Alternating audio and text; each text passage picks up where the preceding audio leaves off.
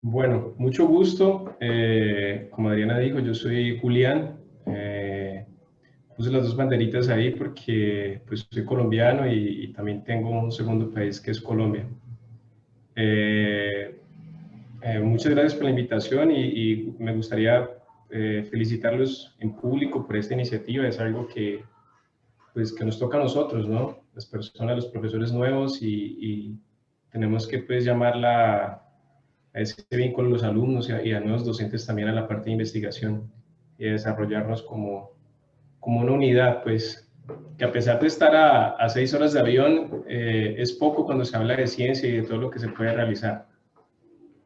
Bueno, entonces yo voy a comenzar mi charla preguntándoles, que es una pregunta medio que todo el mundo me va a responder que sí han escuchado acerca de los rayos X.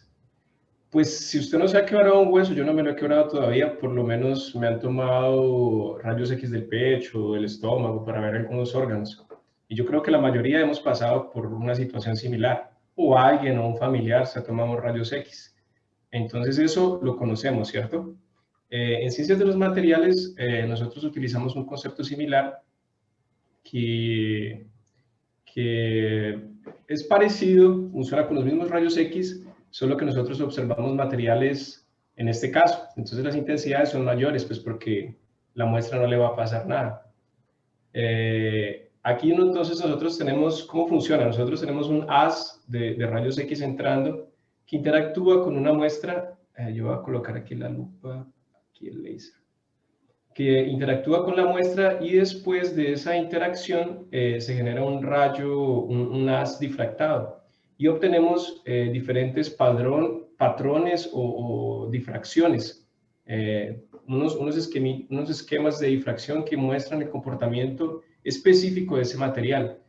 Yo creo que muchos de ustedes, los que son de la parte de ingeniería de materiales, les ha tocado hacer eso en algún momento.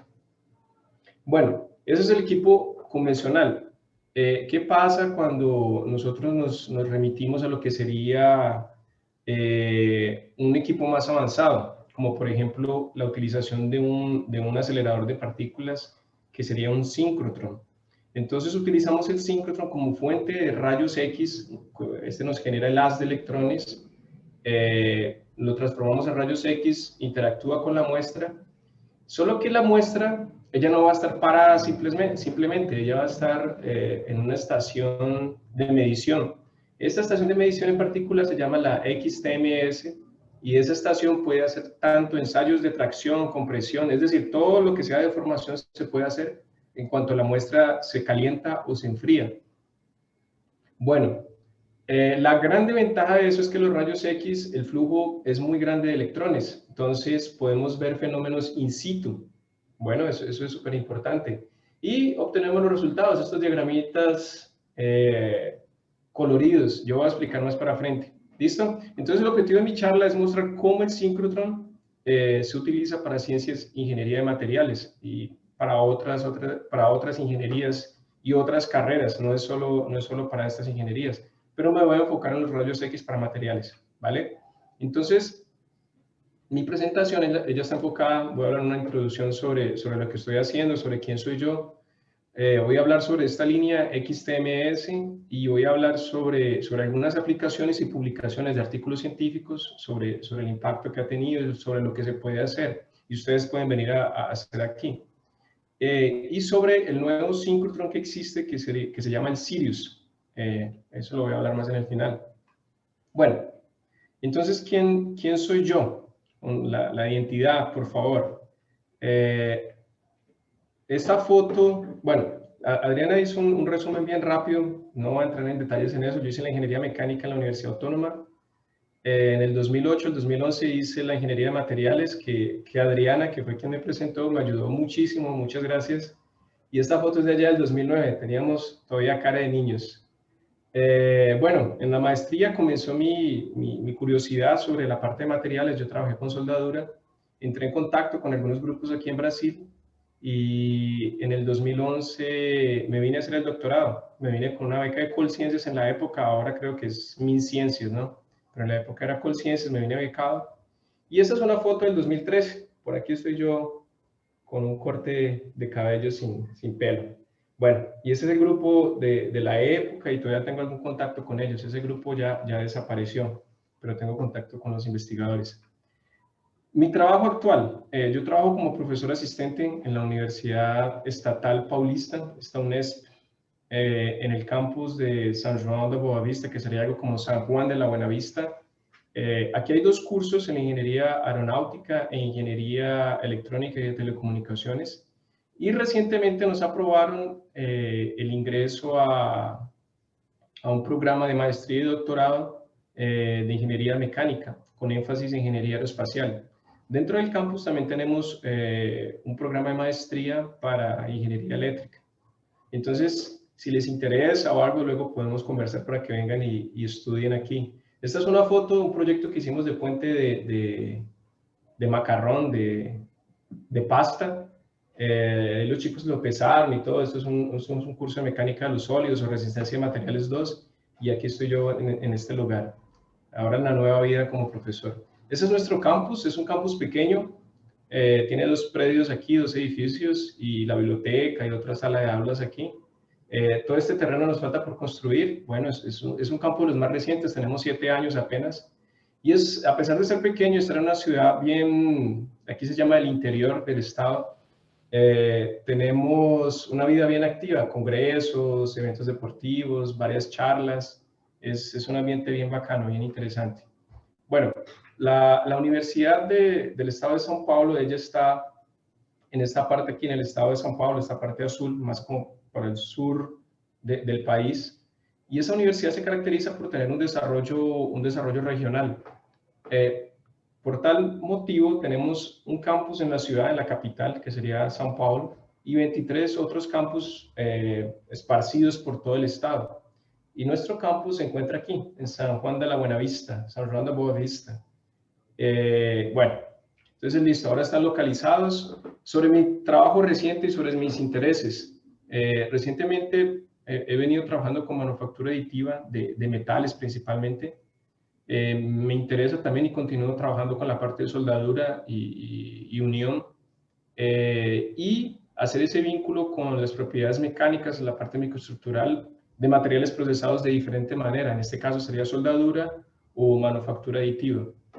Sobre el background, después ustedes pueden buscar la hoja de vida completa y todo eso, pero podría decir que pues, en los últimos años he trabajado bastante con manufactura aditiva, la soldadura del doctorado, la parte microestructural no hay cómo escaparse porque toca explicar siempre los fenómenos pequeños para poder correlacionar eso con las propiedades mecánicas. Y en los años recientes también me interesé mucho por esta parte de ensayos utilizando el síncrotron, ensayos in situ. Bueno, eso es más o menos lo que tengo para hablar de eso. Ahora vamos a hablar sobre el síncrotron. Existen más o menos unos 70 laboratorios en el mundo de este tipo, de estas características, usando un acelerador de partículas para analizar muestras. Están varios, existen no sé si 2 o 3 unos 3 o 4, puedo estar equivocado, pero aquí está el link, luego lo pueden consultar, en Estados Unidos y otro en Canadá. Después hay varios en Europa, Asia y Australia. Y de México hasta la punta aquí en Argentina tenemos este en Campinas. Es un síncrotron aquí en Brasil. Es el síncrotron latinoamericano básicamente. Y él se encuentra en esta parte aquí, en este lugar, en el estado de São Paulo. Y él se encuentra dentro de un laboratorio que se llama el Laboratorio Nacional de Investigación en Energía y Materiales. Es un laboratorio nacional que comprende 5 laboratorios. Uno de ellos es el Laboratorio de Luz Síncrotron, que son los encargados de cuidar de este síncrotron específicamente. Bueno, y hablamos de síncrotron y síncrotron va y viene, pero ¿qué es un síncrotron? Listo, entonces un síncrotron es un acelerador de partículas. En este anillo externo van girando electrones constantemente. Ellos son generados por aquí, se meten en este anillo que se llama el buster, que se van acumulando durante todo el día y en un tiempo específico él se inyecta en este anillo mayor. No se ve nada, en realidad las de electrones es para medir más o menos 1 milímetro, 2 milímetros, es muy pequeño. Y él mantiene una coherencia y siempre está girando en ese recorrido circular, digamos. Por eso, estos ladrillos son gigantescos, son ladrillos, no sé, súper gruesos, tienen varios metales para evitar que la radiación pase. De todas maneras, la radiación es muy poca, hay varios medidores de radiación en todos lugares para que no ocurra ese tipo de problemas. Y esto en realidad está cubriendo un tubo que va llevando el haz de electrones por todo el medio. ¿Listo? En este esquema se ve mucho mejor lo que yo quería decir. Entonces, en esta parte de aquí nosotros tenemos la generación de electrones. Imagínense una superbombilla, un superbombillo de estos generando radiación. ¿Listo? Entonces, esos electrones entran por un acelerador lineal. Como son electrones, los tenemos que tratar como tal. Entonces, normalmente todos esos anillos tienen unos imanes gigantes que conducen, formatan, hacen comportar esos electrones de la manera como se quiere. ¿Listo? Entonces, alrededor de todo esto tiene esos imanes. Entonces se generan los electrones, se colocan en este booster, que sería como el acumulador, y en un tiempo específico se inyectan a este anillo mayor. Listo, entonces queda girando y ese es el acelerador de partículas, se mantiene siempre muy cerca de la velocidad de la luz, ese es el objetivo. Ahora, listo, giran y qué. Bueno, entonces ahí viene la cuestión, ustedes ven que tienen varias tangentes aquí, cada tangente de esas lleva a una estación de medición específica. Bueno, listo, entonces vamos a tener eso presente. La magia del síncrotron acontece cuando, o pasa cuando tenemos la salida de una tangente de estas, porque el haz de electrones es forzado a salir de su posición, de su recorrido circular y a tomar esa tangente. Cuando se hace eso, se genera una radiación. Imagínense un arcoíris, una radiación, imagínense el bombillo, emite varios colores, ¿listo? Entonces son luces de diferentes tipos, son luces, las luces visibles nosotros las podemos observar, pero hay elementos que nosotros no vemos, pero ellos existen y son básicamente, bueno, antes de entrar en esa parte, quiero hacer esta analogía. Nosotros siempre hablamos de longitud de onda, ¿cierto? Entonces, cada luz específica del arco iris tiene una longitud de onda específica, si se acuerdan de física. Y cada longitud de onda, ella tiene que estar del tamaño proporcional del elemento que quiere ser analizado. Por ejemplo, esta chica que está haciendo workout tiene unas cuerdas que son del tamaño, la longitud de onda es del tamaño de ella, entonces ella puede interactuar con esas cuerdas, ¿correcto? Listo. Entonces, continuamos. Aquí, en esta parte de encima, nosotros vemos la longitud de onda, el tamaño de la longitud de onda. Entonces, imagínense esa chica con unas cuerdas, entonces esa onda que se genera tiene que ser proporcional al tamaño del elemento que se quiere medir. Los elementos de radio, las ondas de radio, son ondas muy grandes, ellas son del tamaño de campos de fútbol o de casas, entonces pasan por encima y por eso se transmiten en distancias larguísimas y por eso escuchamos AM y FM en lugares remotos. Conforme vamos disminuyendo esa longitud de onda, las partículas que interactúan, esa longitud de onda interactúa con partículas más pequeñas, como el tamaño de una pelota de béisbol. Las ondas, las microondas ya van para partes moleculares que interactúan con la comida. La parte ya de los infrarrojos pueden interactuar con células, bacterias. Y aquí en el campo visible, esto ya lo podemos ver, es como prender una lámpara amarilla, vemos, es amarilla. Entonces la longitud de onda esa nosotros la podemos reconocer. Pero estas otras, de aquí para atrás no, y de aquí para la derecha tampoco. No las podemos observar. No significa que no existan. Si ustedes meten algo allá en el microondas, eso se cuece, ¿no? Se calienta y no necesariamente tenemos que ver la onda. Listo. Entonces esa longitud de onda interactúa con bacterias. Si seguimos, eso sería lo de los rayos X leves, que sería los de los cuerpos. Esa primera foto que yo mostré estaría tratando esta parte aquí, rayos suaves, digamos, que interactúa con nuestro cuerpo y no lo daña. Si seguimos yendo para la derecha, para ondas más pequeñas, ya empieza a interactuar con lo que serían estructuras atómicas, planos atómicos, un plano encima del otro, ya estaría de ese orden, estaría del orden de Armstrongs. Entonces está correlacionado con los átomos. Imagínense unos átomos que están haciendo workout y están moviendo las cuerdas de esa manera.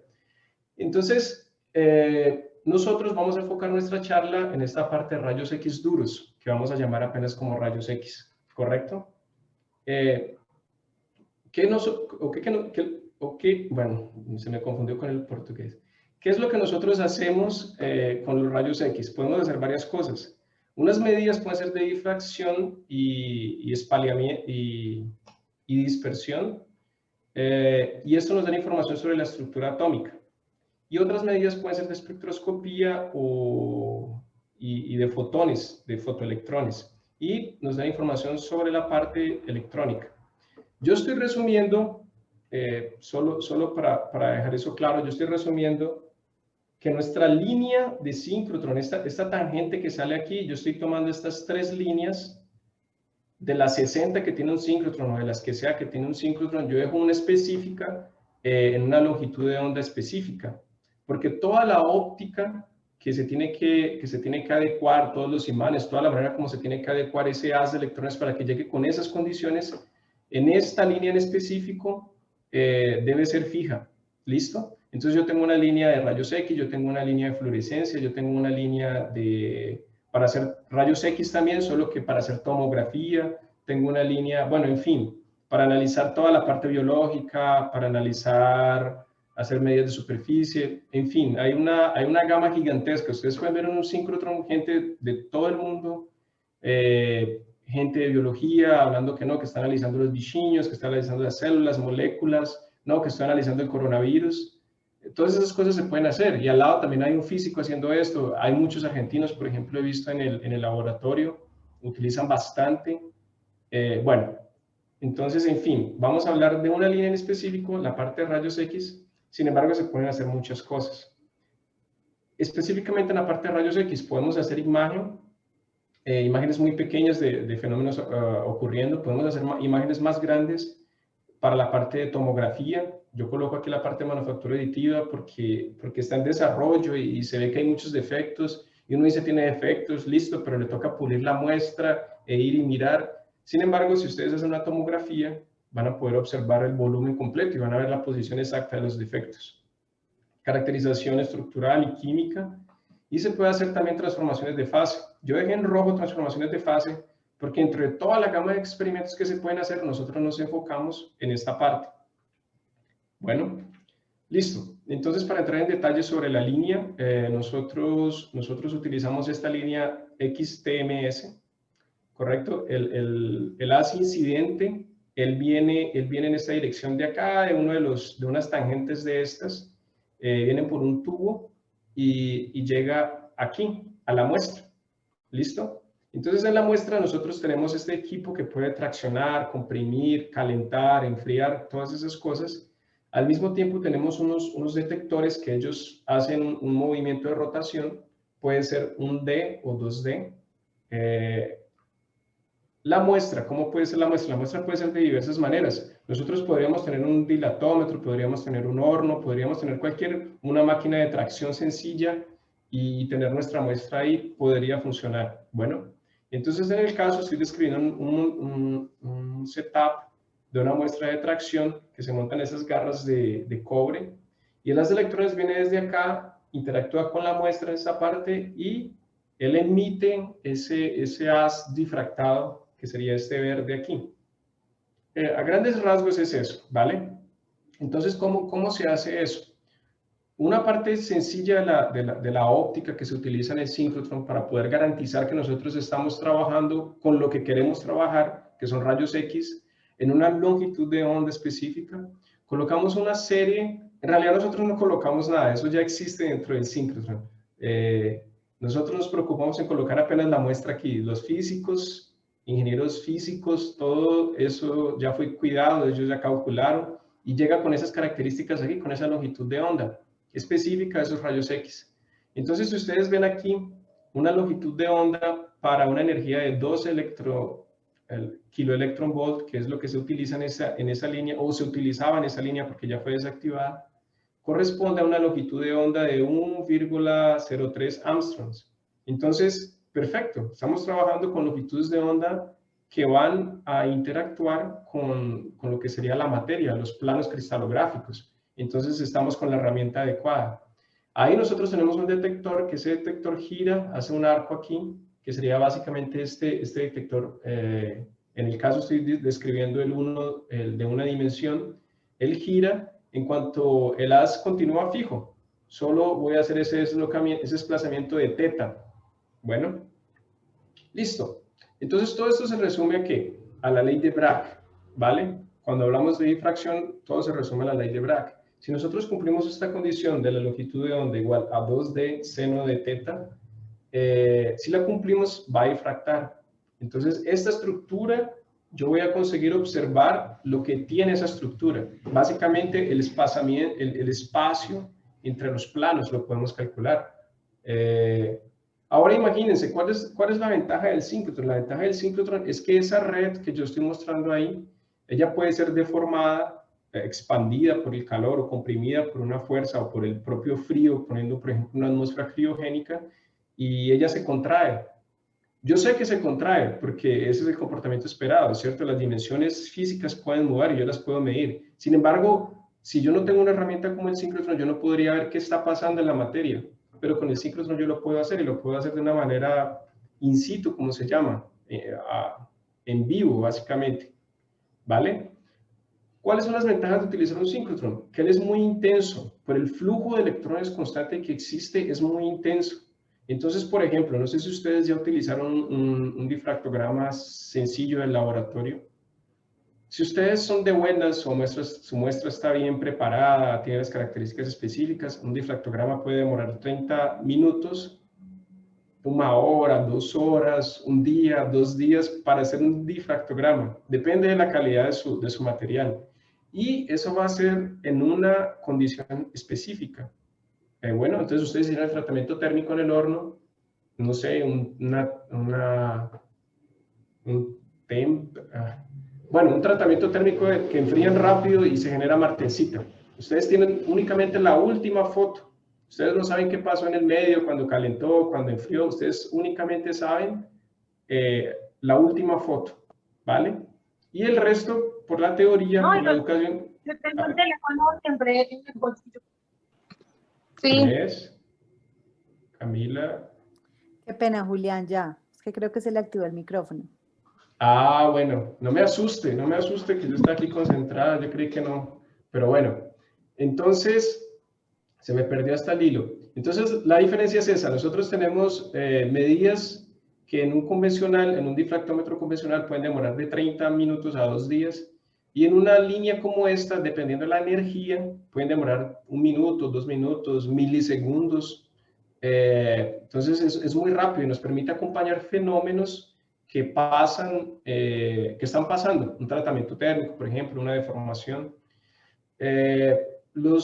Eso también nos permite una definición muy alta en los difractogramas, nos permite ver fases apareciendo, fases desapareciendo, y los monocromadores que utilizamos en el síncrotron también nos permite colocar una longitud de onda específica. Bueno, entonces es mucha energía concentrada en un lugar muy pequeño. Nosotros hemos llegado a hacer medidas en lugares, en ventanas de 20 por 20 microns, por ejemplo. Si ustedes van a un grano de aluminio, esos grandotes, puede ser unos 300, de una microestructura fundida, puede ser unos 300 microns. Entonces, ustedes podrían básicamente hacer análisis en granos separados. Bueno, o hacer perfiles de composición, eso se puede hacer. Luego yo puedo dar más detalles si ustedes quieren, pero voy a avanzar. Listo, entonces a grosso modo, nosotros tenemos una muestra aquí, viene el haz incidente, y él genera un cono de difracción. Normalmente nosotros vemos un difractograma porque el detector no detecta, no es una pantalla, apenas es una línea, pero él en realidad genera un cono de difracción. Ese cono de difracción, si lo proyectamos en una pantalla de fósforo y colocamos una cámara CSD, tomando fotos constantemente, cada milisegundo o algo, nosotros vamos a ver líneas como estas. Si ustedes prestan atención a estas dos últimas líneas, vean que aquí ella está muy gruesa, las dos están muy gruesas, y aquí abajo tienen una definición mayor, están más delgadas. Eso es un pico abriéndose o cerrándose. ¿Cómo así? Eso sería un pico de estos, la largura o el ancho de este pico está aumentando, está disminuyendo. Eso tiene unas informaciones dentro. Eso puede ser una distribución de tensiones residuales. Eso puede ser que los picos por el calentamiento se están desplazando para un lado, para el otro. Entonces, todas esas informaciones las podemos ver en tiempo real, ¿vale? Entonces, nosotros tomamos esas fotos, luego utilizando programas, utilizamos estos datos, los transformamos, los dejamos como unas rectas y después extraemos difractogramas como estos. Bueno, ahora sí. Entonces, nosotros tenemos, por ejemplo, este es un ensayo de tracción que hizo Sousa, ¿vale? Con unos colegas de él en Alemania. En un estado inicial del ensayo, ustedes pueden ver varios picos aquí. Tenemos austenita, tenemos martensita, tenemos esta martensita Y, esta martensita línea. Bueno, vemos varias cosas, pero vemos una cosa bien característica. Vemos este pico alto, vamos a acompañar este pico, un pico alto de austenita. ¿Listo? Entonces, miren que este eje de aquí abajo sería la deformación de ingeniería. Entonces, conforme yo aumento esta deformación, imagínense un cuerpo de tracción siendo traccionado, básicamente con aplicación de fuerza. Nosotros vemos que este pico de austenita cada vez es menor. Si la deformación aumenta, este pico de austenita se va disminuyendo y en el final, casi en el final del experimento, desaparece. Solo que eso se tiene que transformar en algo, eso no se esfuma. Entonces miren este pico de ferrita, de martensita línea. Vean que él está pequeñito, comienza a crecer y al final él está altísimo. Entonces toda esa austenita que existía, una fase austenita se transformó en una fase martensita línea. ¿Listo? Entonces esas cosas se pueden observar durante un ensayo de tracción. Bueno, y todo esto es baseado en cálculos, ¿no? Necesitan tener unas bases sólidas de conocimiento de cristalografía, de la parte de los rayos X, cómo funcionan, cómo interactúan. Una vez sabiendo eso, es solo aplicar las ecuaciones. Bueno, entonces a partir de aquí se pueden calcular la fracción volumétrica de las fases para cada difractograma. Pero eso es tranquilo, eso es solo estudiar, para eso somos buenos. Listo, entonces en esta sección yo quería mostrar algunos trabajos científicos sobre las cosas que se pueden realizar. No sin antes destacar algunas cosas. Por ejemplo, en esta estación en específico, que utilizaba una máquina para tratamientos termomecánicos, una Glibon, esa es como la marca de ella, podíamos hacer lo siguiente, podíamos hacer tratamientos térmicos, podíamos tener altas temperaturas, bajas temperaturas, podríamos hacer ensayos de tracción, compresión y se podrían hacer ensayos criogénicos, ¿vale? Una cosa muy importante para los científicos de materiales, para ustedes que piensan hacer ensayos en el síncrotron, es un equipo bastante poderoso, son medidas complejas, es gratuito, ustedes pueden venir y utilizarlo, sin embargo, ustedes tienen que responder una pregunta científica importante. Bueno, ustedes para llegar a ese punto de su investigación, los alumnos de maestría o doctorado, tienen que haber identificado muy bien su problema y decir, no, realmente yo no puedo ver este fenómeno por otra técnica, yo necesito el síncrotron, miren, mi propuesta es hacer deformación en esta temperatura y yo voy a encontrar tal cosa apareciendo. Pero usted tiene que tener un indicio muy grande de que eso va a pasar. Y cómo pasa, si es rápido, si es lento, si yo lo voy a poder observar. Normalmente usted contacta al jefe de la línea, que es un investigador que se dedica solamente a cuidar de esa línea, o habla con alguien que haya hecho ese tipo de medidas. Para eso está la parte de la literatura. Y bueno, se puede hacer. Solo quería llamar la atención a esa parte. Bueno, listo. Entonces, ejemplos utilizando alta temperatura. Ese es un alumno que yo orienté, Fabio, la maestría, él ya terminó. Hicimos un trabajo con unas muestras de acero Maregin que fueron fabricadas por manufactura aditiva. Tuvimos varios colaboradores, entre ellos João Oliveira, que es de Portugal, y Julián Escobar, para destacar, que fue la persona que más nos motivó a esta parte de utilización del síncrotron. Entonces fabricamos las muestras, tenemos las muestras aquí e hicimos tratamientos térmicos in situ, ¿vale? Baseados pues en los cálculos, hicimos unos tratamientos a 610, 650 y 690 grados. Listo, entonces tenemos medidas de dilatometría y tenemos medidas de fracción volumétrica, pero vamos directamente a este gráfico de la derecha. Entonces veamos lo siguiente, en temperaturas elevadas a 690, básicamente en este eje de la izquierda vemos el volumen de austenita. El calentamiento fue muy rápido, fue a 500 grados Celsius por segundo, entonces de un salto llegó allá. Se calentó y llegó, transformó todo en austenita, 100% de austenita, solo que cuando se enfría, no sobra nada de esa austenita porque esa austenita no fue estable, entonces se transforma todo de vuelta en martensita. Ya para temperaturas intermediarias se calienta, se transforma más o menos 70% y se mantiene después del enfriamiento. Lo mismo pasó para una temperatura menor, solo que en menor proporción. Entonces, ¿para qué nos sirve saber eso? Por ejemplo, si usted eternamente cogía el libro y revisaba, no, el tratamiento del 4340 se hace en tal temperatura. ¿Por qué? Porque yo digo, porque el libro está ahí y es de esa manera. Y no había una manera de cuestionar, por ejemplo, ¿es el tiempo adecuado? ¿Yo tengo que dejar ese material 2 horas o puedo dejarlo 10 minutos a una temperatura mayor y tener el mismo efecto? Eso tiene un impacto, por ejemplo, en la parte de materiales y en el desarrollo sustentable. Ustedes podrían, a partir de estas medidas, reproyectar los procesos industriales, hacer procesos más efectivos, consumir menos energía. Listo. Testes mecánicos. Este ensayo es muy bacano, es el mismo que yo cité anteriormente, que fue hecho por Sousa, que trabaja sobre un acero también. Y eso es un ensayo de tracción. Entonces miren que la parte azul es la curva convencional de tracción que va hasta aquí y aquí rompe. La curva verde comienza justo donde termina el esfuerzo de, ¿cómo se llama eso? De fluencia, el esfuerzo de fluencia. Entonces en el punto aquí tenemos más o menos un 60% de austenita, vean, en este punto. En este punto aquí tenemos más o menos martensita Y, más o menos 40%, y tenemos súper poca martensita línea. Cuando se va aumentando la deformación plástica, vemos que todo ese comportamiento muda. Vemos lo que mostramos en el otro diagrama, que la austenita va disminuyendo, disminuye hasta llegar casi a un punto cero. La martensita, esta amarilla, también va disminuyendo hasta llegar a un punto cero. Y esta otra martensita línea, ella comienza, alfa línea, ella comienza a crecer, y básicamente domina el comportamiento.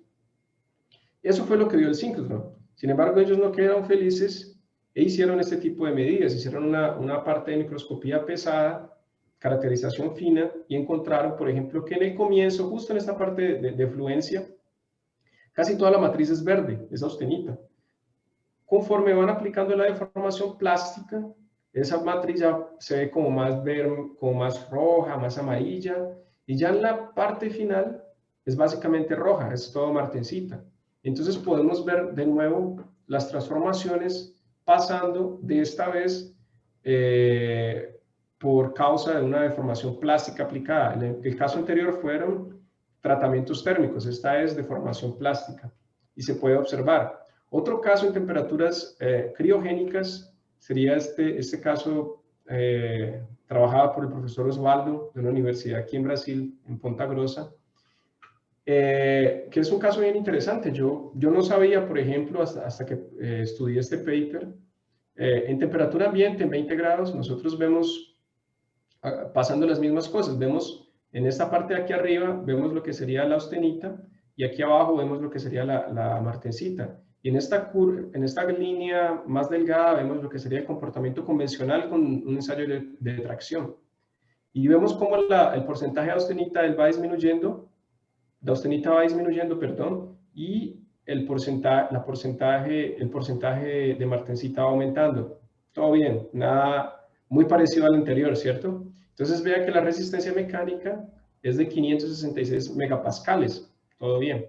Ahora, cuando se hace el ensayo en temperaturas criogénicas en menos 196, vemos lo siguiente, que la resistencia, la primera cosa que podemos ver es que la resistencia básicamente se aumentó 2 veces.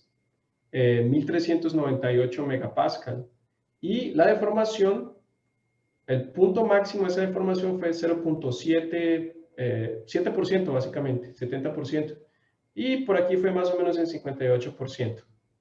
No, sí, 58%. Entonces, no solo aumentó la resistencia mecánica, también aumentó la capacidad de deformación. Y eso todo lo podemos ver a través de lo que está pasando en las transformaciones de fase. Por ejemplo, el punto en que, en temperatura ambiente, el punto en que se encuentra 50% de austenita, 50% de martensita, en temperatura ambiente, es en una deformación de 0.58. En temperaturas criogénicas, ese punto es mucho antes, es en 0.13%. Y aquí se encuentra ese punto. Entonces, el comportamiento, la dinámica de transformación cambia completamente en temperaturas criogénicas y lo podemos observar in situ. Bueno, este último ejemplo también tiene que ver con materiales, con aceros. Eso sería básicamente una reproducción de un procedimiento de laminación de una placa de acero. Entonces tenemos una deformación, un calentamiento en esta sección. Este punto significa como una difracción. Se toma una difracción aquí, luego se calienta una región intercrítica donde existe austenita y existe ferrita. ¿Listo? Aquí podemos ver, hacemos un difractograma y aquí encima ya se pasa todo el campo, ese campo amarillo sería todo el campo de austenita. ¿Listo? Y se hace una deformación para simular lo que sería una conformación de una placa en esa temperatura. Y se toma un rayos X aquí, que es este rayos X aquí encima. Se toma otro rayos X 5 segundos después, que sería este rayos X aquí. Y 9 segundos después, este rayos X aquí abajo. Listo.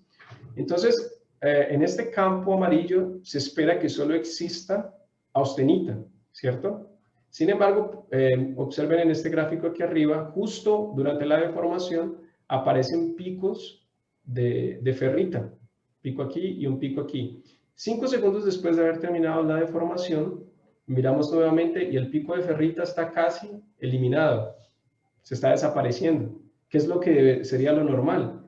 Y aquí abajo ya no aparece nada después de 9 segundos. Entonces, ¿qué significa eso? Que nosotros podemos jugar con esos tratamientos térmicos y de deformación para encontrar las condiciones más adecuadas para reproducir unas microestructuras que generen la resistencia mecánica que estamos buscando. Listo, entonces de nuevo, esto puede estar muy conectado con la parte de sustentabilidad, con empresas más inteligentes, utilizando la ciencia. Bueno, listo, ahora hablemos un poco sobre, estamos en tiempo, listo. Ahora hablemos un poco sobre el Sirius. El Sirius es la estrella más brillante en la noche, en nuestras noches, porque todos vivimos en el mismo planeta todavía. Esta estructura no es simulada, es la foto del campus cuando estaba siendo construido. Y todas estas líneas, todas estas tangentes fueron de las tangentes que estábamos hablando. Cada una de esas tangentes tiene unas características ópticas específicas y cada una va a servir para alguna cosa en específico. A ver que yo me despeine. Sirve para una cosa en específico. Algunas líneas ya están en funcionamiento, otras no. César en el comienzo de la reunión preguntó si ya estaban agendando, porque como yo dije, es un laboratorio nacional. Él no es privado. Significa que todos los científicos, desde que tengan una razón de peso, porque ustedes van a competir, digamos que van a aceptar 10 propuestas, van a mandar 100 propuestas de todo el mundo y van a escoger 10. Van a escoger las 10 más relevantes que van a tener ese impacto en la ciencia. Bueno, entonces aquí es que viene mi invitación a ustedes. Esto queda en la ciudad de Campinas. Ustedes que están en maestría, que están en doctorado, que son los profesores, es muy cerca. Si ustedes vienen una semana, en un tiempo de esos de línea, probablemente van a adquirir información para una maestría, un doctorado, para hacer mucha investigación. Es decir, no tienen que vivir aquí. Pueden venir 2 veces al año, 1 vez al año, colectar su información, hacer trabajos en colaboración con nosotros. Hay muchos investigadores haciendo trabajos ahí. Desarrollar software, desarrollar simulaciones, hacer medidas en conjunto, todo eso se puede hacer y se puede analizar lo que ustedes imaginen. Ahora la invitación es esa, ahora es vayan, busquen en los papers, infórmense más, pueden escribirme, yo les puedo comentar más, ¿vale? De lo que yo sé hasta ahora. Ese es un ejemplo, por ejemplo, de las primeras medidas que se hicieron. Esa es una proteína del COVID. Entonces, en este síncrotron, que es uno de los de 4ª generación, significa que es uno de los más avanzados que existen. de los más brillantes. En este equipo, esta sería la molécula que se monta, se hace pues todo el análisis en el síncrotron y luego se procesan los datos y se obtiene una imagen de lo que sería la proteína del COVID. Una cosa impresionante. Y los tiempos que hicieron, por ejemplo, el año pasado y este año abrieron apenas para uso externo de investigadores trabajando con COVID. Entonces, biólogos, médicos, no sé quién más, hay muchas personas, es un área multidisciplinar.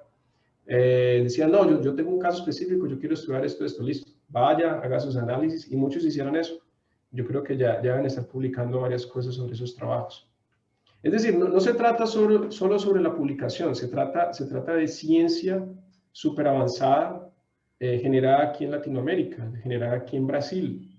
Y esto es nuestro, básicamente. Bueno, ahí dejo la nota de motivación. Y esta es una invitación. Nosotros, de la parte de varios científicos aquí en Brasil, Argentina, Colombia, Chile, Portugal, Estados Unidos y Holanda, yo he venido conversando con varios y somos varios, pues, intentando hacer eso, como montar un grupo, para que una de esas líneas, una de estas tangentes aquí, la dediquen para materiales. Es decir, ellos lo van a hacer, solo que la idea es que haya un flujo constante de investigadores para que la utilicen. Entonces, nosotros hemos venido conversando, hemos tenido varias reuniones, queremos hacer una línea con esas características que luego yo puedo dar más detalles. Y bueno, no podría terminar sin antes agradecer a todas las instituciones que nos han ayudado. Por ejemplo, mi universidad, la Universidad Estadual Paulista, el Laboratorio Nacional de Luz Síncrotron, donde hacemos estas medidas. Yo no trabajo para el síncrotron, yo trabajo en esta universidad, pero como funcionario público y usuario de esta línea y entusiasta y animado y emocionado por este tema, pues termino haciendo este tipo de charlas y convidando a las personas para que se hagan partícipes. A la Universidad de San Carlos, a la Escuela de Ingeniería de San Carlos de la Universidad de San Paulo, a la Escuela Politécnica en la parte de materiales, metalurgia, y a las agencias que financian estas investigaciones, porque sin estudiantes esto no se podría hacer, como lo es la Fundación de Fomento del Estado de San Paulo, CNPq y CAPES. Y varios investigadores, Julián Escobar, que ha motivado bastante esta parte, por lo menos a mí personalmente, João Oliveira, que es un colega en Portugal, otros profesores aquí, Antonio Ramírez, Guillermo, Leonardo Wu, que nos ha dado una fuerza grande, y varios estudiantes que tenemos actualmente que vienen trabajando en esos temas. Bueno, y aquí una foto de las noches divertidas. Normalmente, como es un equipo tan utilizado, les dicen a ustedes, bueno, usted tiene su tiempo aprobado, solo que usted tiene apenas 3 días. Ah, yo puedo ir a dormir, si usted puede ir a dormir. Sin embargo, son 3 días, día y noche. ¿Listo? Entonces usted monta equipos de medición. Entonces usted dice, no, fulano y sultano van de día, tal y prensejo van en la noche, y ahí nos vamos turnando para que la máquina no pare. Nosotros necesitamos medir el tiempo, todo el tiempo. Entonces aquí hay varios estudiantes de doctorado, aquí una foto de cansados, con frío, pero es algo muy bacano. Bueno, muchas gracias por la atención. Era básicamente lo que quería mostrarles. Algunas fuentes, unos videos que ustedes pueden consultar. Y bueno, muchas gracias.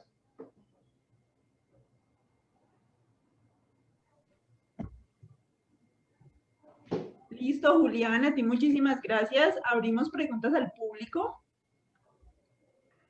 Bueno, aquí hay una primera pregunta, Juli. Dice, ¿puedes explicar un poco más sobre el proceso que debe realizar un extranjero para tener acceso al síncrotron? ¿Has trabajado en caracterización y cuantificación de carburos en aceros obtenidos por la técnica de réplica de carbono? Bueno, ¿quién preguntó? Lorena Cárdenas dice. Bueno, Lorena, no he hecho esas medidas de carbonetos, de esas partículas. Sin embargo, este laboratorio, como yo mencioné al comienzo, aquí, él se encuentra localizado en el Centro Nacional de Investigación en Energía y Materiales. Aquí hay varios laboratorios. Hay otro laboratorio que se llama el Laboratorio Nacional de Nanotecnología. Hay varios microscopios de transmisión, varios microscopios de barrido y funcionan en el mismo esquema. ¿Cómo? Cada año, depende del laboratorio, depende el tiempo disponible, se abre una llamada de proyectos. Entonces dicen, bueno, a tal fecha debes mandar el proyecto, existe un formato específico para mandar tu propuesta, debes indicar el tipo de muestra, debes dar la mayor cantidad de informaciones. Por ejemplo, yo quiero utilizar el síncrotron para hacer un ensayo de tracción en ese acero que tú me estás mencionando. Como mínimo ya debes haberlo ensayado en tu laboratorio, ya debes tener medidas separadas de rayos X, medidas de microscopía, algo para mostrar, decir, vea, mi sospecha, yo quiero confirmar esto en el microscopio de transmisión, yo quiero confirmar esto en el síncrotron. Entonces mandas tu propuesta con todas las evidencias, los datos que ya tienes, necesito, no sé, una semana, necesito un mes, y envías tu propuesta. Ahí después ellos van a evaluar, hay profesores científicos de varios lugares de aquí de Brasil que van a evaluar esas propuestas, dan su opinión sobre esa propuesta. Ellos la clasifican y llaman a aquellos que quieran utilizarlo. Es gratuito, bueno, por eso no debes pagar. Aquí no se ve, pero por aquí hay sí, yo creo que son esas casitas por aquí. Ahora se quedó todo pequeño alrededor de esto parece un estadio. Pero es como un hotel pequeño, hay unos 30, 40 cuartos y tú pagas la noche y te quedas la semana o los 15 días aquí en este laboratorio haciendo tus medidas y bueno, luego retornas a Colombia, donde sea. Gracias, Juli. Otra pregunta. Dice, profesor, ¿me puede ampliar de qué tipo de caracterización química se puede hacer por esta técnica en los materiales? Pregunta Nelson Marín. Nelson, con relación a caracterización química, no sé responderte específicamente porque se pueden hacer muchas medidas. No sé si ya haces alguna medida específica usando fluorescencia o algún otro tipo de medida. Si ya lo haces, eso se puede hacer aquí. Yo pensaría en rayos X, por ejemplo, un proceso de oxidación. Si la camada de óxido que se genera, ella difracta o no difracta, si se transforma en cristalina, entonces se podría hacer como un proceso de corrosión, básicamente se genera una camada y va a llegar a un punto donde no difracta más, donde no se cumple más la condición. Y en ese punto ya diría, no, ya la camada está de tal tamaño. Pero eso se puede buscar. Es decir, ahorita yo no tengo la respuesta, pero sin lugar a dudas debe haber en algún lugar en la literatura algo parecido. O si no, no lo inventamos.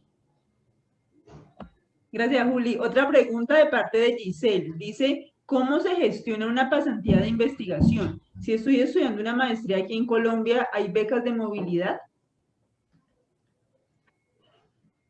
Giselle, bueno, hay algunos programas del gobierno brasilero hasta el año, es que este año se paró todo en realidad, no sé, ahora probablemente no aparezca nada, pero hay unas de la OEA, de la OEA, que ofrecen algunas becas de esas. Que yo sepa, es específicamente para Brasil.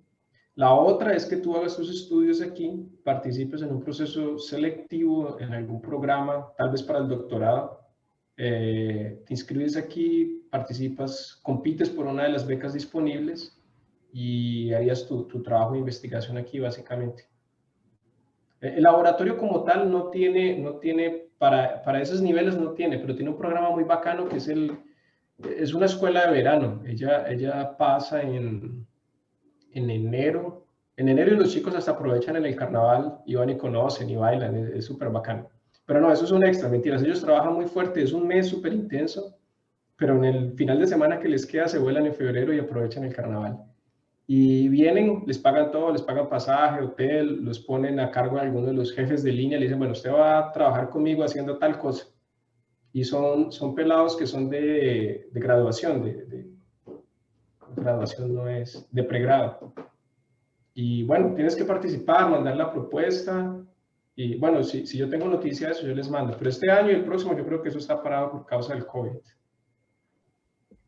Gracias, Juli. Pregunta de Carolina Cárdenas.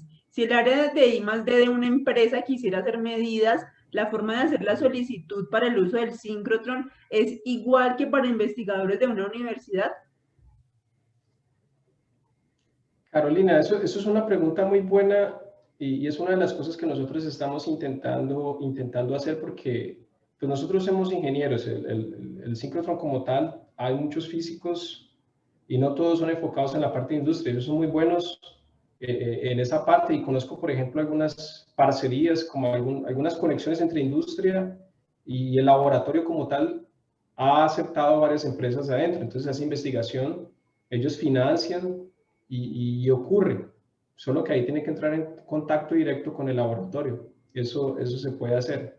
A nosotros nos interesa, por ejemplo, empresas que producen metales, que transforman, que quieren estudiar, mejorar, optimizar un proceso, sería súper interesante.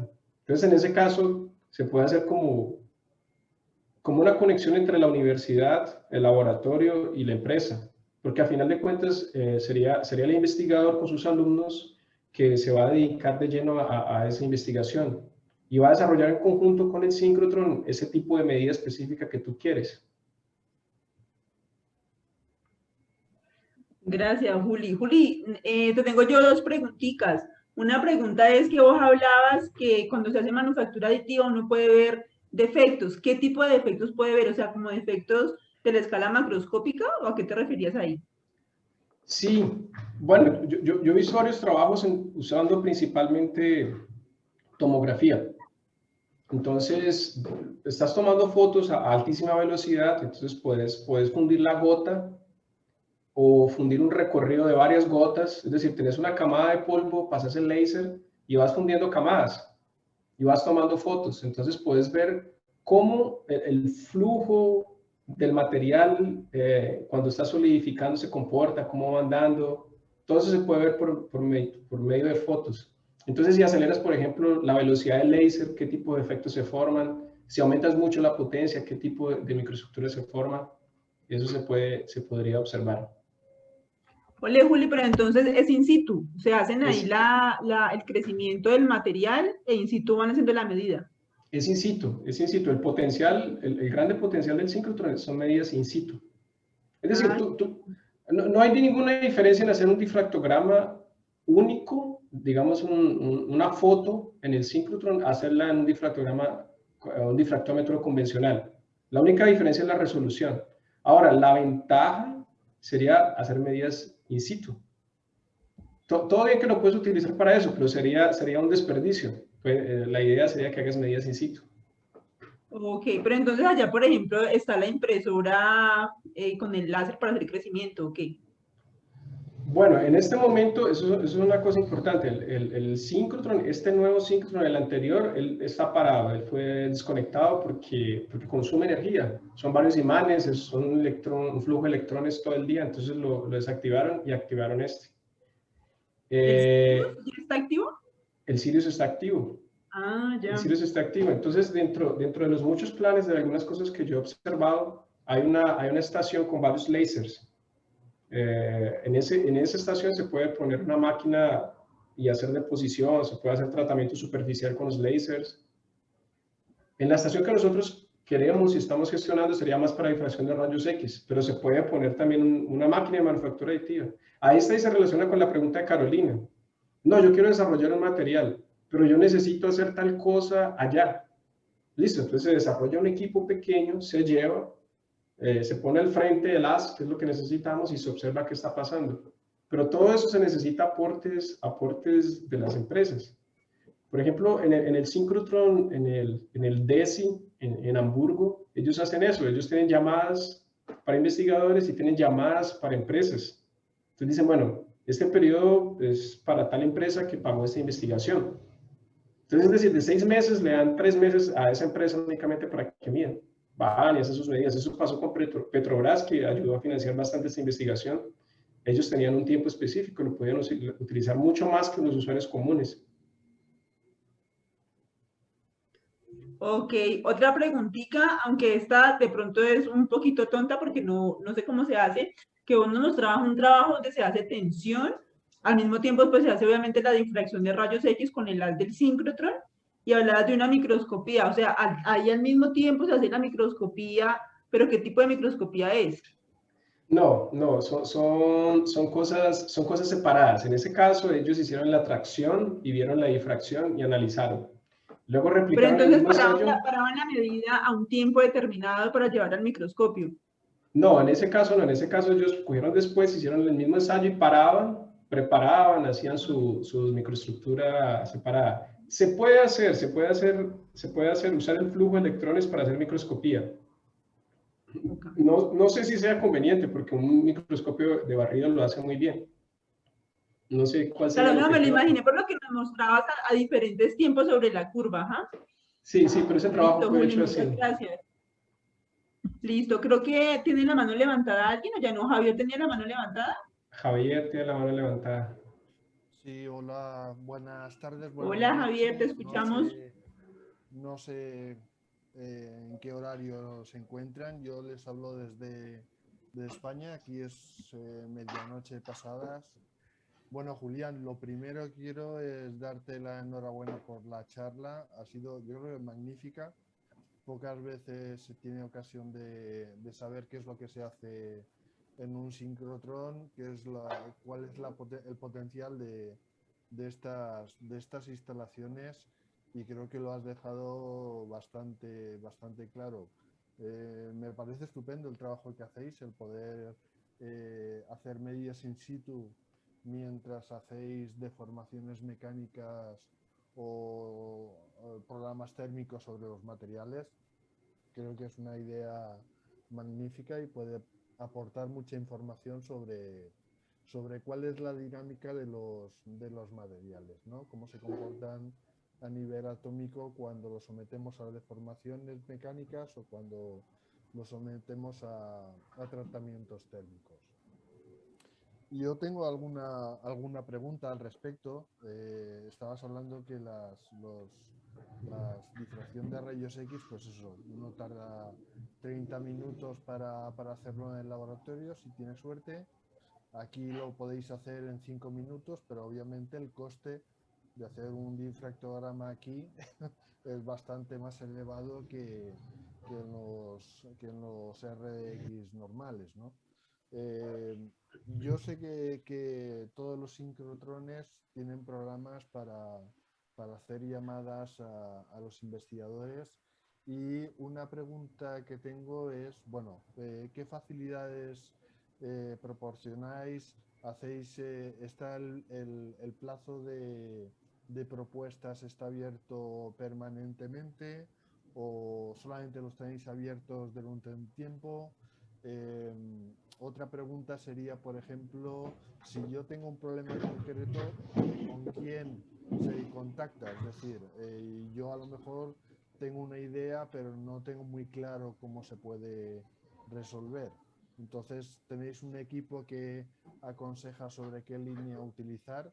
Es decir, si tenéis una línea, por ejemplo, de XPS con el sincrotrón, que es distinto, son técnicas distintas a las que podéis utilizar en difracción, o técnicas de fluorescencia, rayos X, que sé que suelen estar instaladas en estas instalaciones.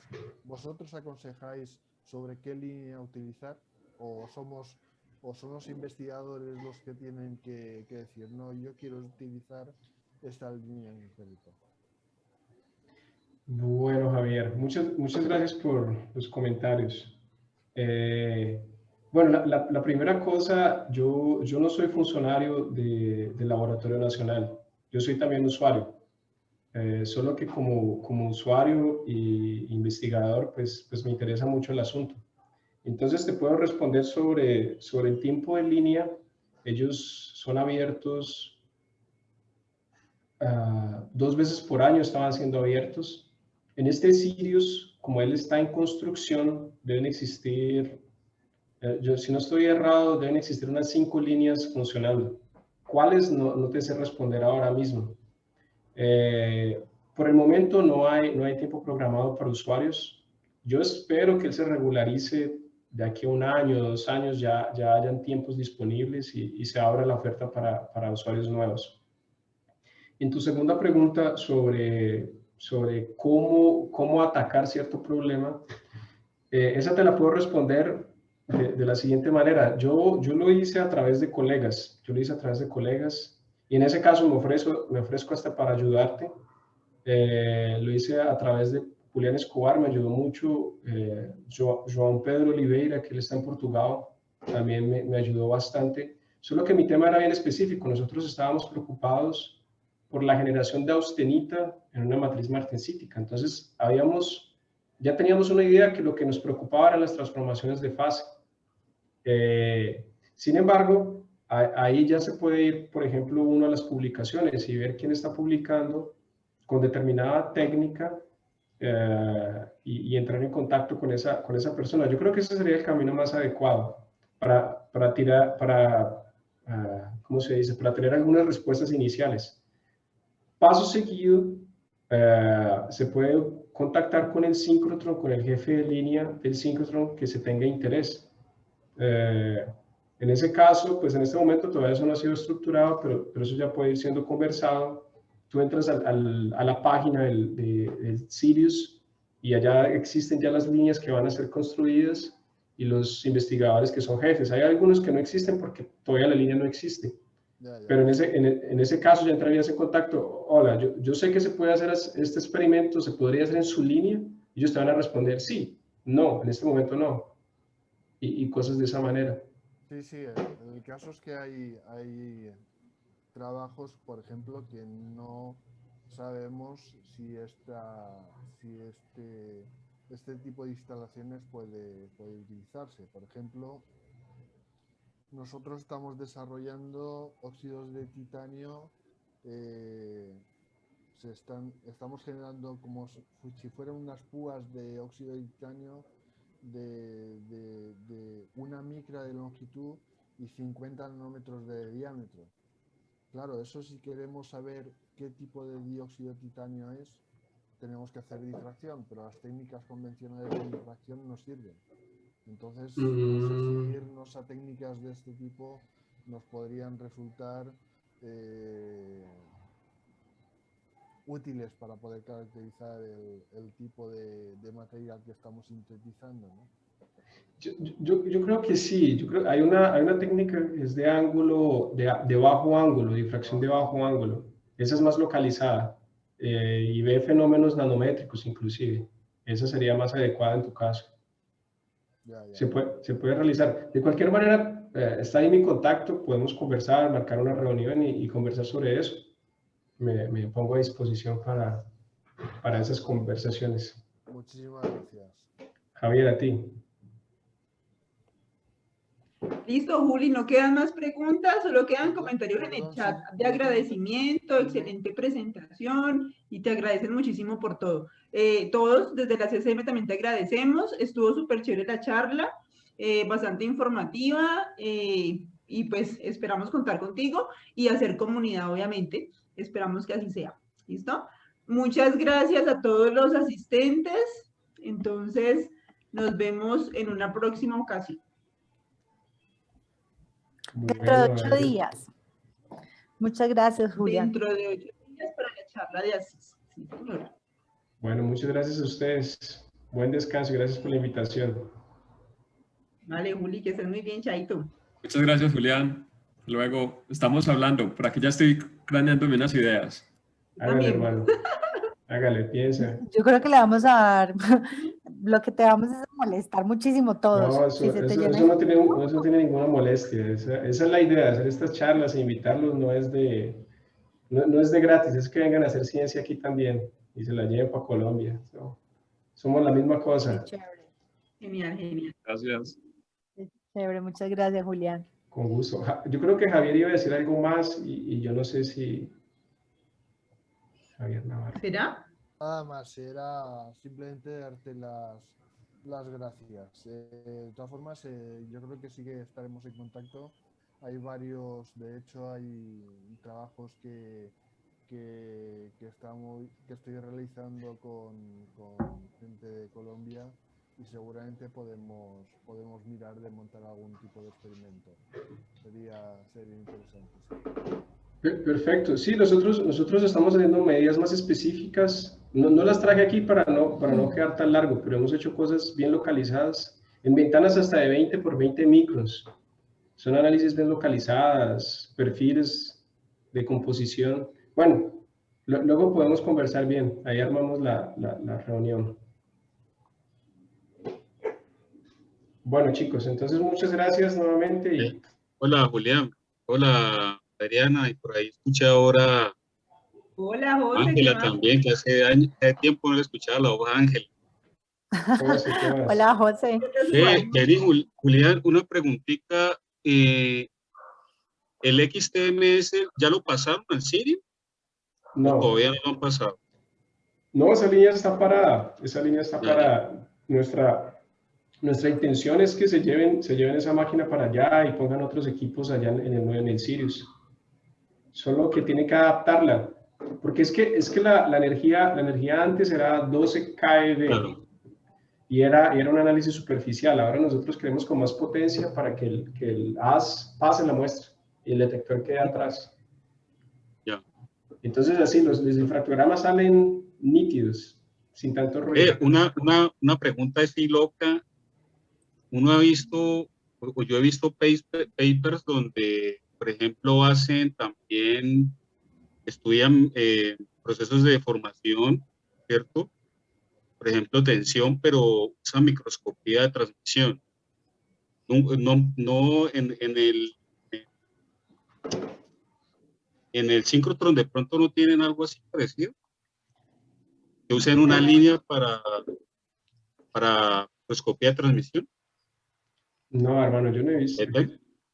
Yo no he visto. Debe haber algún... Es que es un evento, es algo muy específico, ¿no?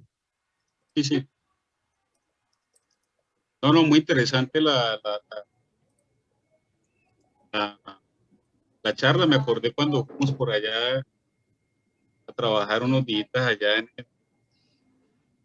el síncrotron. De pronto la única aporte que haría con respecto a los tiempos es que, claro, los tiempos van a depender también de lo que quieres estudiar. Porque, por ejemplo, en nuestro caso, un ensayo de tracción, hacerlo a baja velocidad daba 1 hora y media, 2 horas. Bueno, las muestras que estamos analizando, colaboración contigo. Entonces, también va a depender que tú quieras hacer también el tiempo que vas a estar usando el síncrotron. Ese creo que también es un aporte de lo que tú mencionas en tiempo de 30 minutos. Depende del experimento que se quiera hacer, eso es realidad. Aquí Santiago respondió sobre la pregunta de los ensayos in situ. ¿Hay un dispositivo en el microscopía electrónica de barredura? Sí hay. En el de microscopio electrónico de transmisión hay solo crío. Tocaría desarrollar ese montaje allá en el laboratorio. No, sí, es interesante porque sí lo he visto en papers, pero me imagino que es un PEM que tiene, no sé, algún sistema. Obviamente eso lo hacen pues a nivel nano, a nivel micrometro, pero sí sería bacano. Es que el transmisión ya es complejo. Ahora imagínate intentar colocar una muestra. Sí. Es bien complicado. Es decir, ya existe un equipo muy bueno para hacer eso. Usar el síncrotron para eso podría ser, no sé, utilizar una bazooka. Aunque no sé, alguien lo debe estar haciendo. Pero uno puede, qué pena, José, te voy a meter en la cuchara, uno puede adaptar, voy a decir cualquier bobada porque nunca he trabajado con eso, uno puede adaptar diferentes como sistemas mecánicos allí. Por ejemplo, si yo quisiera analizar cómo son las evoluciones de sistemas de desgaste, por ejemplo, todos los cuerpos que se van generando ahí, que eso va cambiando con el tiempo, ¿eso se puede hacer? Sí, la cuestión es esa, la cuestión actualmente, por eso es que yo estoy intentando hacer una comunidad de científicos para que todo el mundo venga con esas ideas y todo el mundo apoye. Entonces, vos, Ángela, dijiste, no, yo quiero hacer eso, y resulta que aquí hay 2, 3 científicos, inclusive yo conozco un profesor que se llama Guillermo Koga, que ella me preguntó eso, él dijo, no, yo en Francia, en Grenoble, vi un tribómetro que hacían esto, y ya existe, en una línea síncrotron. Le digo, no, podríamos hacer lo mismo, traerlo, ponerlo aquí, Yo le dije, hermano, hágale, porque es que cada grupo de científicos va a decir no. Entonces nosotros vamos a someter un proyecto a esta agencia de fundas, ¿cómo se dice? Agencia de fomento, para coger tanta plata y vamos a comprar el trigómetro y lo instalamos. Ahora viene Adrián y dice, no, a mí me gustan son otros materiales, yo quiero un horno con tales características para tratar esa muestra de esta manera, Listo, entonces ella se gestiona otro proyecto con investigadores aquí, se instala y se hacen las medidas. Y así se va evolucionando. Es decir, lo ideal sería que el síncrotron como tal tuviera todas esas cosas incluidas. Pero pues es billete, ¿no? Es dinero. Claro, porque, Pero perdón, dale, José, que estabas hablando tú. sí, no, con respecto a lo que está diciendo Ángela, porque a mí bueno, realmente los fenómenos tribológicos, o los fenómenos tribológicos son una técnica que ustedes, yo no sé, porque yo sí vi en el síncrotron que habían XPS, ¿no? En las líneas, habían unas líneas montadas, tema. Sí, es una de las más utilizadas y lo utilizan varios investigadores de la parte de desgaste. Inclusive creo que es la parte donde más XPS he visto en mi vida. Y ahí eran Sí. 4 o 5. Hay varios fenómenos de superficie que se estudian. Y esos fenómenos de superficie sería interesante que la A mí por ahí. sí, yo estaba pensando mucho nosotros venimos trabajando hace rato en fenómenos de generación de tercer cuerpo en fretting, sobre todo aleaciones de titanio, porque eso va cambiando mucho con el tiempo. O sea, la composición es algo que para nosotros, o sea, nosotros podemos verlas después de desmontar y pues obviamente uno no sabe ahí cómo es la evolución de la oxidación. Por ejemplo, poder ver eso en tiempo real, no, pues, por favor. Fenomenal, pero no sé, sería algo así loco, ¿no? Así como te dije del TEM, de pronto un XPS montado ahí viendo cuáles, cómo cambia, o cuáles son los cambios de composición, o qué fases se están formando cuando está trabajando en desgaste. Sí, sería súper Interesante. Sí, eso es muy interesante. Yo sé, es decir, nosotros no tenemos como tal, como yo no soy funcionario, yo no tengo ninguna influencia como tal solo. Por eso es que el grupo, yo hablo a través del grupo y manifiesto eso cuando podemos hacer las reuniones. Como se hizo ese corte de dinero tan grande y todavía está en la pelea y el COVID y es más grande el hueco este año, pues es difícil que se manifiesten con algún aporte económico este año para la infraestructura. Pero yo veo con buenos ojos y toca, ¿no? De aquí a unos 2, 3 años comenzar a invertir nuevamente en esa parte. De pronto ellos puedan patrocinar algunas cosas, de pronto ustedes pueden hacer algún dispositivo pequeño para hacer medidas específicas, traerlo, instalarlo, eso se puede hacer. Yo he visto la experiencia de un colega portugués, por ejemplo, él tiene un contacto muy grande con los jefes de línea de la línea de rayos X. Y él estaba hablando para colocar una máquina de manufactura aditiva por alambre. Y ellos le habían seguido la cuerda, le estaban copiando, él iba a llevar la máquina, lo iba a instalar, iba a ver cuándo se transformaba, y así. Y hay empresas que llegan con aportes más grandes. Por ejemplo, hay otro laboratorio de Alemania que llevó y colocó una máquina de soldadura por fricción, la instaló allá, es una máquina gigantesca. Hay otros que estaban construyendo un único grano de una aleación de Inconel sola, súper largo, un único grano, lo están analizando. Es decir, después de que la empresa privada se meta la mano al bolsillo y haga sus desarrollos allá, eso no es caro, porque eso es pagar algunas becas, pagarle instrumentación y eso lo hacemos. Es decir, lo hacemos en general, yo no tengo idea de eso, pero es decir, eso está para construirse. Gracias, Julián. No, muy interesante, muy interesante. Queda uno aquí como con la cabeza medio loca, pero muy chévere. No, gracias a ustedes. Oiga, pero más bravo es hacer esos análisis. Oye, ahí sí uno se le estalla la cabeza. José, no me los asusta, hermano. No, mentira, no, pero es bastante la información. O sea, el síncrotron da muchísima información interesante, pero también en volúmenes muy altos. El volumen de información es altísimo. Nosotros estamos muy haciendo trabajo con José. Estamos haciendo un trabajo de material. Estamos esperando unos resultados de China que, por cierto, todavía no me han terminado de llegar. Y ahí ya con eso proceder, porque muchas de las papers que mostró Julián es lo que queremos también hacer nosotros, estudiar fenómenos de cambios de estructura cristalina, función de las aleaciones que desarrollan de acción de alta entropía. Es muy interesante. Ya después presentaremos los resultados en alguna revista Bueno, estimadas y estimados, mucho gusto haberlos visto. Te felicito por la presentación. Julián, gusto haber escuchado a nuestras dos colegas. Rato no sabía de ellas. Bueno, tengan una feliz noche a todos. Lo mismo, José, que estés muy bien, Chaito. Bueno, pues. Un abrazo, Bueno. cuídate mucho. Bueno, Gracias, Gusto verte. chicos. Bueno. Cuídense pues, un abrazo y sigan con esa iniciativa que está muy chévere.